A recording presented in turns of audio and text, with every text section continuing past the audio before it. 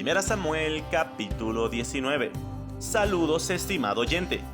El espíritu de Jehová se había apartado de Saúl, por lo que le era imposible ver las cosas de forma espiritual, porque como señala la escritura, el hombre natural no puede entenderlas. Las victorias que Dios otorgaba a Israel por mano de David no eran para Saúl causa de gozo, sino de malestar y razón de incrementar su odio por David.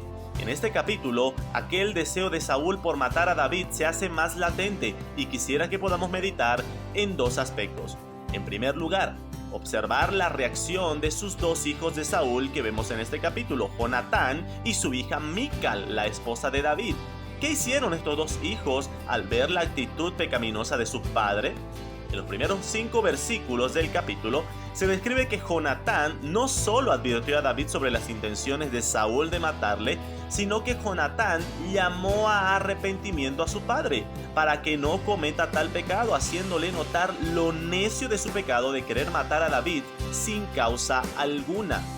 Aunque el arrepentimiento entre comillas de Saúl fue momentáneo, las palabras de Jonatán cumplieron un propósito. Pero también vemos el caso de su hija Mical, que también advirtió a David sobre las intenciones de Saúl, pero que cuando su padre buscó a David para matarle y vio que huyó, en vez de buscar hacerle entrar en razón a Saúl, por miedo, mintió diciendo que David le había amenazado de muerte para que le dejara escapar. Mi querido hermano, ¿cuál es tu actitud ante el pecado? ¿Qué haces cuando conoces de un hermano, hermana que está andando en pecado? ¿Actuamos como Jonatán, confrontando el pecado y llamando a un arrepentimiento? ¿O callamos por el temor o incomodidad que representa acusar y señalar el pecado? La Escritura señala que uno de los beneficios de la comunión de los santos es que nos exhortamos y estimulamos al amor y buenas obras.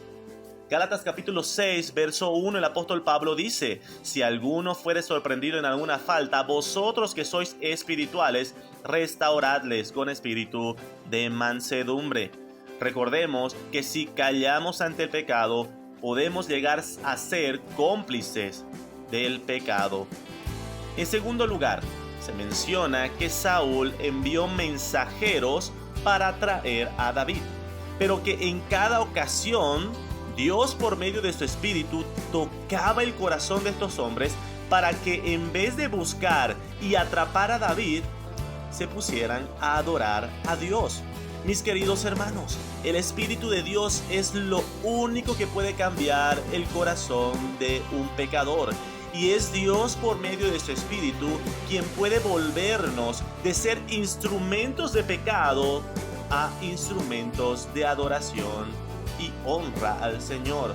El apóstol Pablo en Romanos capítulo 6, verso 13, indica a los creyentes que ya no debemos ser instrumentos de pecado, sino que ahora debemos ser instrumentos de justicia. Mis amados hermanos, vivamos siendo guiados por el Espíritu de Dios para ser transformados y poder ser usados por el Señor para la gloria de su nombre.